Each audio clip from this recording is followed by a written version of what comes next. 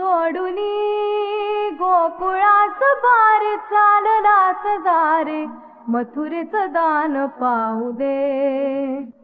सोडूनी गोकुळास बार चाललास दारे मथुरेचं दान पाहू दे.